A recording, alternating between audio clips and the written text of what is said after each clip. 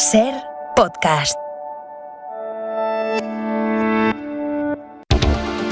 Hora 25, la entrevista. Si una idea es buena, suele salir adelante, y si sale adelante cuando parece una locura, es que los que se encargan de hacer la realidad son unos fueras de serie. Y eso es lo que pasó hace esta noche 50 años, cuando el primer equipo de Hora 25 tuvo el arrojo que hacía falta para hacer un programa informativo cuando las radios privadas, como era la SER, lo tenían prohibido. Y 50 años después, aquí estamos. Y aquí está esta noche Basilio Rogado. Buenas noches, Basilio. Hola, buenas noches. Estuvo desde el principio en Hora 25, primero en el equipo, en la redacción, después como director. Como somos compañeros, te voy a tutear, si no te importa. Sí, bueno, estaría bueno. Además, tenemos una cosa en común, si me permites que te lo diga. Sí. A mí me nombraron director de Hora 25 a los 30 años. Y tú andas por ahí también. Yo tengo un poquito más, pero bueno, más, con 35. Sí, a los sí. 30, ¿eh? Qué joven Sí. eras. Y yo me pregunté entonces, si a los 30 años soy director de Hora 25, ¿qué voy a ser a los 40 y a los 50? No sé si felicitarte primero o darte las gracias, porque los pioneros fuisteis fundamentales para que la marca de Hora 25 pudiera consolidarse, para que sigamos aquí. ¿Cómo recuerdas aquel inicio? ¿Cómo se gestó Hora 25? Pues mira, la creación de Hora 25 fue muy sencilla. Antonio González Calderón, que es el padre de Javier González Ferrari, Sí. Manuel Martín Ferrán, que fue el primer director y era el periodista que lo hacía, y Eugenio Fontán, que era el director general de la cadena SER, que yo creo que un poco a su pesar, porque le sabía que le iba a traer muchos problemas, aceptó. El caso es que aceptó, aunque fuera a su pesar, que yo creo que sí fue un poquito a su pesar, aceptó. Entonces, la cosa era tan sencilla como esto. En la radio no se podían dar noticias, en la radio privada. La radio privada no podía dar noticias, nada más que noticias locales. Entonces, claro, la idea era la siguiente. Vamos a hacer un programa nacional con noticias locales. Y entonces, fíjate qué fácil. Entonces, lo que se hacía era conectar desde Madrid con diferentes emisoras. Estaban todas dispuestas, todas preparadas, no todas a la vez preparadas el mismo día, pero todas tenían posibilidades de entrar en algún momento determinado cuando hubieran alguna noticia que podía ser un poco de alcance nacional. Y entonces, la idea era esa. Y la idea era que además Madrid también tuviera Madrid no era el centro neurálgico de todas las noticias, sino que era un sitio donde también había una noticia. Era también Radio Madrid como Exacto. redacción local. Es decir, ¿no? y entonces, como tú sabes, Hora 25 empezaba a las 11:30 de la noche y terminaba a la 1 de la madrugada. Y de 11:30 a 12 era la hora de la información. Entonces esa información se hacía a base de conectar con las emisoras de provincias, las más importantes. Entonces yo te digo, en Madrid estaba José Joaquín Iriarte. José Joaquín Iriarte era el hombre de Madrid, aparte de ser el coordinador del programa. Era el segundo de Martín Ferrán en aquel momento. En Barcelona estaba Juan Castillo Rovira, era un magnífico profesional. Todos eran buenos profesionales, por supuesto. En Bilbao estaba José Antonio Rodrigo. En Galicia estaba María Teresa Navaza. En Sevilla Manolo Moreno y luego María Esperanza Sánchez. En Valencia Vicente Garrido y en Zaragoza Lisardo de Felipe. Es decir, estos eran los pilares de la radio informativa que se empezaba a hacer. Que no era una radio informativa al uso, porque en la SER tú sabes que, ya te digo, no se podía hacer información. Los periodistas éramos 4, realmente éramos 4 periodistas en la redacción. Había mucho menos periodistas que locutores, ¿no? No, locutores, que claro, locutores tenía que ver porque si no, ¿quién hablaba? No se podía, aquí en la radio entonces había que tener una voz aterciopeladísima para poder hablar. A los periodistas no nos dejaban hablar. Vosotros no sabéis hablar y no tenéis dicción. Bueno, dicción sí, pero no, pero la voz no es la apropiada. Aquí quien habla es Hernández Franch, que es una voz maravillosa. Teófilo Martínez, que es del cuadro de actores, Juana Ginzo, Rosa María Belda. Bueno, y sin embargo los periodistas éramos unos mindundis. Sin embargo, ya te digo, el primer día, ese día 14, el 31 de enero del 72, Sí. El primer día empezó el programa con la parafernalia que empezaban siempre los programas de la cadena SER. La cadena SER presenta a través de sus 54 emisoras propias y asociadas, y empezaba esa careta empezaba a diluirse. Y la gente, claro, bueno, ¿qué pasa aquí? Y entonces salía Martín Ferrán y decía, eso fue el primer día. Sí. Antes esto era así, ahora es de esta otra manera. Y empezaron los gones famosos, Sí. los 3 sonidos, doing, doing, doing, y la voz maravillosa de Juana Ginzo, que en paz descanse, ha muerto recientemente hace muy poquito. Este año, sí. Decía, Hora 25, un programa de cuestiones actuales dirigido por Manuel Martín Ferrán. Y ahí empezó la historia. O sea que el going, ¿cómo lo llamabais vosotros? Porque hay un debate eterno si es going, doing, toing, tong. Yo creo que no, cada uno lo llama por la manera. Pero 50 años lleva sonando, ¿eh? Es el sonido de... Going, lo oigo contigo también. Going. Sí. Es que realmente es un hallazgo, es un maravilloso, es una cosa... Y aquello, claro, cambió todo, cambió el panorama. Cambió el programa porque la radio hasta entonces, en la radio privada, la radio existía la radio informativa en Radio Nacional de España, que tenía en el parte de las 10 de la noche, que se conocía como el parte, por el parte de guerra, y era la información. Y vosotros estabais obligados a dar las noticias y decir facilitadas por Radio Nacional de España. Pero no solo eso. Si queríamos dar noticias nacionales e internacionales, tenemos que decir, estas son noticias nacionales e internacionales facilitadas por Radio Nacional de España. Y entonces Rosa María Belda o Juana Ginzo eran las que leían las noticias. Pero lo curioso de esto es que esto iba a las 11:30. Sí. Radio Nacional de España tenía boletines horarios de cada hora. Sí. Y a las 10 de la noche tenían lo que llamaban el parte. Y nosotros dábamos las noticias que ellos nos facilitaban, la mandaban por fax, entonces era por fax, sí. Y las noticias eran las de las 9 de la noche. Pero ¿y la gente por qué las escuchaba con vosotros en lugar de escucharlas 2 horas antes en Radio Nacional? Pues que nosotros éramos diferentes. Es que nosotros éramos otra cosa. Nosotros éramos la SER, nosotros éramos Radio Madrid, nosotros éramos el amanecer de la radio. Y entonces, claro, así estoy yo ya de viejo, ¿no? Hace 50 años. Pero yo tú esperabas que yo fuera así, que estuviera así. Yo te veo hecho un chaval. Joder. Sí, la verdad es que por ahora estoy bastante bien. Pero cuéntame, ¿cómo era? Me has dicho de 11:30 a 12 eran noticias locales. Y luego a las 12, ¿qué venía? A las 12 era el deporte. Entraba José María García. Que en principio era nada más que 10 minutos, pero como se fue haciendo con el santo y la limosna, pues al final terminó haciendo media hora. Porque García era así. No, y sobre todo porque García tenía una ventaja. Aparte de lo que hacía y de que hablaba de un tema muy conocido y popular, que era el fútbol, y el fútbol, claro, pues le gustaba a mucha gente, y la gente por la noche, pues los hombres les gustaba mucho oír el fútbol, y tenía el carácter que tenía y lo que hacía, que tenía una cosa que era fundamental, y es que no tenía problemas con la censura. Yeah. Y nosotros cada día teníamos problemas con la censura, y cada noche a la 1 de la madrugada yo recibía una llamada, un día sí y otro no, de Luis Ezcurra de la Radio Nacional de España, sí, diciéndome, contigo se va a cerrar la cadena SER.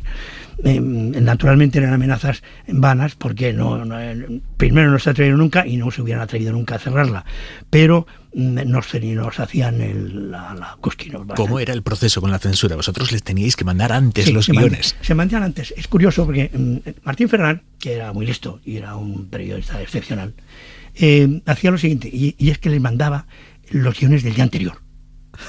Y entonces los guiones del día anterior era muy curioso y casi siempre daba el pego, o sea, siempre daba, pero siempre prohibían algo, siempre había alguna cosa que prohibían. Los guiones se los mandábamos por un mensajero, por un motorista. El motorista. ¿Pero a qué hora? Pues a las 7 de la tarde. ¿Y cómo vas a mandar a las 7 de la tarde las noticias que ibas a contar a las 12 pues así era. Pues es que era un programa informativo, pero no era un programa informativo. Era un programa que salía pues de cuestiones actuales, de noticias locales, con ámbito nacional. Entonces, claro, ese era un poco la engañifa, el engaño que se decía, que por supuesto en el ministerio pues lo sabían. En el ministerio son lo que quieran, pero tampoco son tontos. Oye, ¿y es verdad que cuando la censura os tumbaba buena parte del contenido, vosotros contabais cuentos o fábulas? Bueno, eso sí. Había veces que nos tachaban el tema, nos decían, pero venían a las 11 de la noche. Y a lo mejor teníamos algún invitado, y entonces, aunque tuviéramos algún invitado, pues no podíamos hablar con él, ni podíamos hacer nada, porque y entonces nosotros lo que hacíamos es que contábamos cuentos. Contábamos el cuento de Caperucita y lo contábamos en directo, y según nos iba viniendo, y contaba, uno hacía de una cosa, otro hacía de otra, y la centralita naturalmente se saturaba, y ya sabían, sigan adelante, no se rindan, unas cosas tremendas. Porque el oyente identificaba que cuando vosotros cuando contabais el cuento era porque os habían censurado. La gente sabía que ¿qué hacen estos bobos aquí contando cuentos? Pues eso pasaba, y nos pasó pues varias veces. Llamaban mucho los oyentes. Mucho. Sí, aquello. De verdad fue todo bueno, y la prueba está en que aquí está, y aquí estás tú, afortunadamente, teniendo viva la llama de la hora 25. Vamos a escuchar cuando se encendió aquella llama. Manuel Martín Ferrán hizo una reflexión, esta es posterior, porque no existen grabaciones de programas de Martín Ferrán, pero hizo una reflexión él que creo que firmaría hoy cualquier periodista que presente un programa informativo por la noche. Vamos a escucharla. Yo tenía la satisfacción como director de aquel programa de que ninguna mañana tenía que padecer la vergüenza de que algún periódico publicase algo que nosotros no hubiésemos dicho. Era un techo bajito, pero era un techo de dignidad, por lo menos. ¿Suscribes? Eso lo suscribo. De hecho, lo que yo te he dicho era eso, peor dicho, porque Martín Ferrán era un genio. Y tenía una voz, ya te digo, mi voz comparado con la de Martín Ferrán era el número 1 de mi promoción. Éramos de la misma promoción, él fue el 1 y yo el 15. Porque vosotros ibais juntos a la escuela de periodistas. Sí, de hecho, juntos. creo que os colabais juntos en el autobús. No, me colaba yo. Porque ¿Cómo que como él te era tan grandón, Sí. él era enorme. Él era enorme. En el 27, Sí. que él vivía en la calle Alcalá en el 200 y pico. Y yo vivía en el 30. Entonces quedábamos en la Cibeles. Sí. Y en la Cibeles subíamos al 27, que nos llevaba desde la Cibeles hasta el Ministerio de Información y Turismo, que es donde estaba, por la parte de atrás, la Escuela Oficial de Periodismo. Sí. Iba que yo a tope, claro, a las 8 de la mañana. El autobús, iba sí. tremendo. Y entonces subíamos, él pagaba un billete y yo estaba detrás de él. Y yo estaba De lo grande que era él. Ya no, ¿En y a mí no serio? se me veía. Entonces él pagaba el billete y yo no pagaba el billete. Entonces, es cosas de esas nos pasaron muchas. Uno de los momentos favoritos míos de la fonoteca de la SER es cuando le preguntasteis a Camilo José Cela si era verdad que le iban a dar el Nobel de Literatura como había publicado una agencia. Vamos a escucharlo. Quizás a más de un escritor le haya dado un infarto de miocardio. Al leer los periódicos, por lo menos aquí en Barcelona, los periódicos lo tenían en primera página, ¿verdad, Juan? En la noticia de Camilo José Cela y la posibilidad de que le den el premio Nobel de Literatura. ¿Y qué se sabe de eso? ¿Habéis podido hablar desde Madrid con Camilo? Lo vamos a saber en unos instantes porque Rafael Luis Díaz, de nuevo, está intentando hablar con el señor Cela.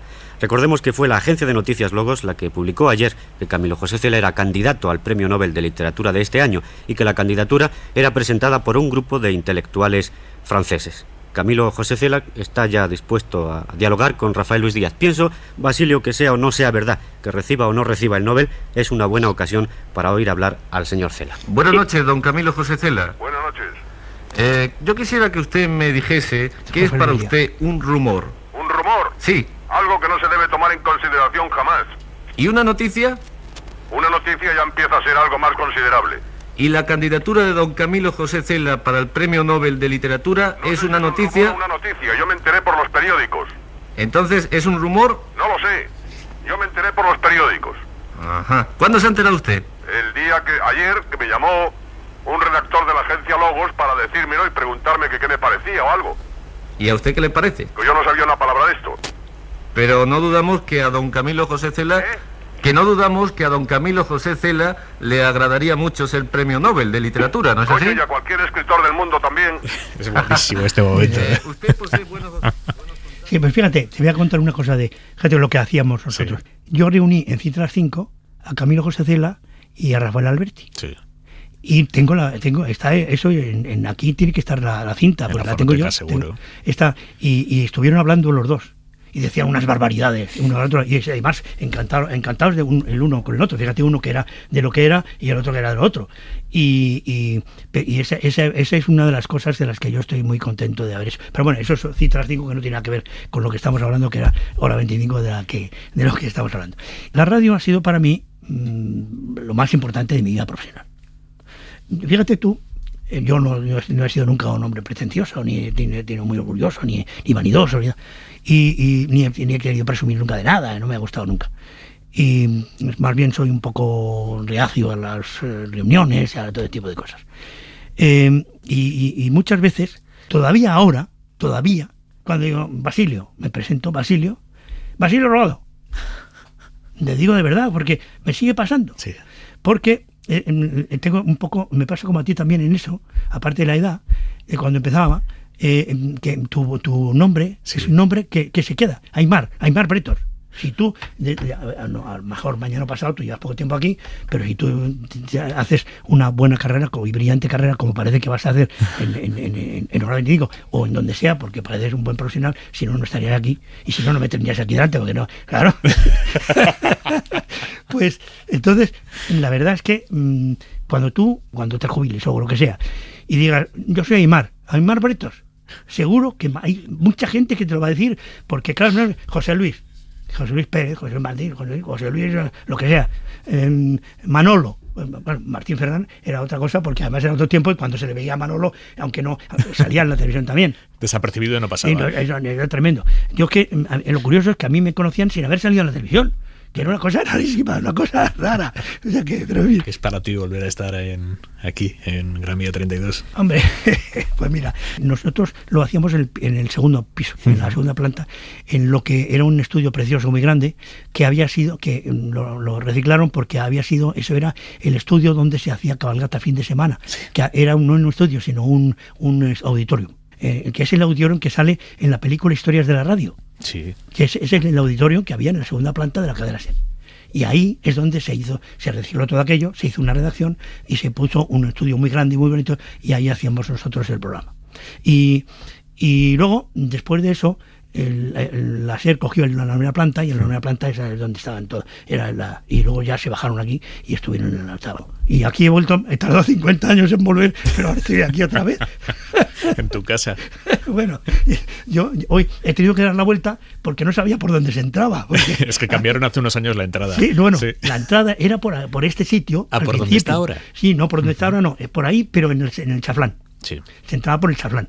Como aquí en la Gran Vía de Madrid me empezaba a poner Primark y tal cosas y no sé cuánto, y Zaras y cosas de esas, sí. Pues resulta que, claro, la radio está ahora no en Gran Vía 32, sino en Mesonero Romano. Está ahí en la esquina metida y escondidita. Un poco. Oye, y venían a la puerta oyentes a hablar con vosotros, incluso gente que no venía a buenas, ¿no? Que alguna vez apareció alguno con cadenas. Bueno, aparecieron con cadenas. Nosotros, fíjate que lo curioso es que nos venían a dar por las dos partes.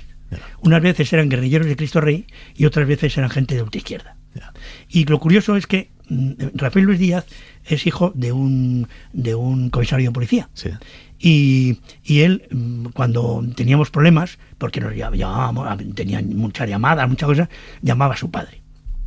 Y de papá, tal, porque claro, nosotros tampoco estábamos muy bien vistos en ningún sitio, tampoco en la policía ni en ningún lado. Y entonces llamaba a su padre y le decía, papá o padre, como le dijera, que esta noche tenemos lío aquí, a ver si nos pueden mandar algo. Y él nos mandaba un par de policías armados, de los grises, porque entonces todavía eran los grises. Que os escoltaban en la salida. Nos escoltaban en la salida. Y teníamos casi siempre los coches aparcados en la calle La Ballesta, en Valverde y todo esto.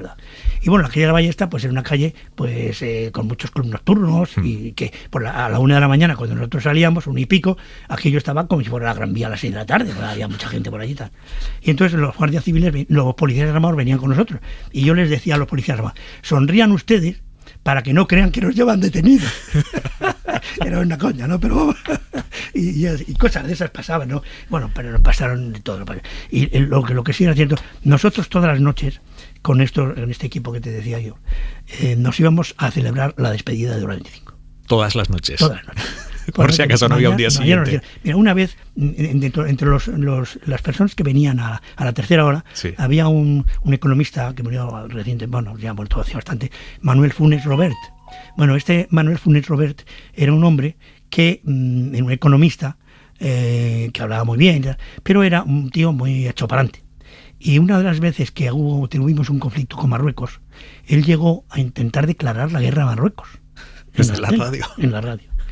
Y no dijo vamos a ir allá, pero bueno, dijo hay que ir a declarar. Y nosotros ese día ya dijimos, bueno, pues vamos a celebrar la despedida. Y nos íbamos a una discoteca que hay en la calle Valverde, o había, que se llamaba Carrusel, o a otra que había en la plaza de Vázquez de Mella, que se llama Longplay. Se llamaba Longplay, no sé si sigue existiendo. Sí, existiendo. Ahora, pero creo que ahora es de otro rollo. Sí, no es como antes. De otro ambiente. De otro ambiente. Basilio Robado, muchísimas gracias por estar esta noche con nosotros, en esta noche tan especial para este programa. Un abrazo. Gracias a ti. Suscríbete a Hora 25. Todos los episodios y contenidos adicionales en la app de Cadena SER y en nuestros canales de Apple Podcast, Spotify, iVoox, Google Podcast y YouTube. Escúchanos en directo en la SER de lunes a viernes a las 8 de la tarde.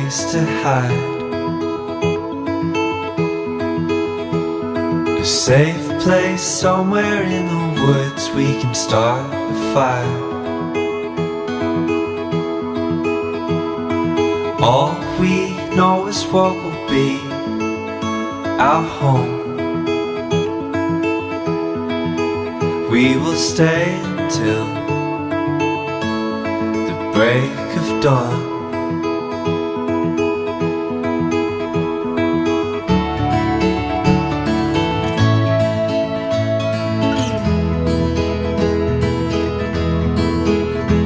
The cold night takes us to a place to escape the chill. Tucked up somewhere in the woods on a hill.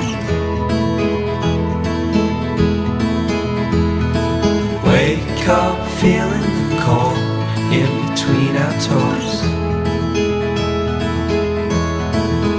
Is there a way back? Nobody knows. And we leave it all behind. Can't you see? We need some time. And we all sit around the fire. We feel a little warmer now. And we all sit around the fire. We feel so much better now.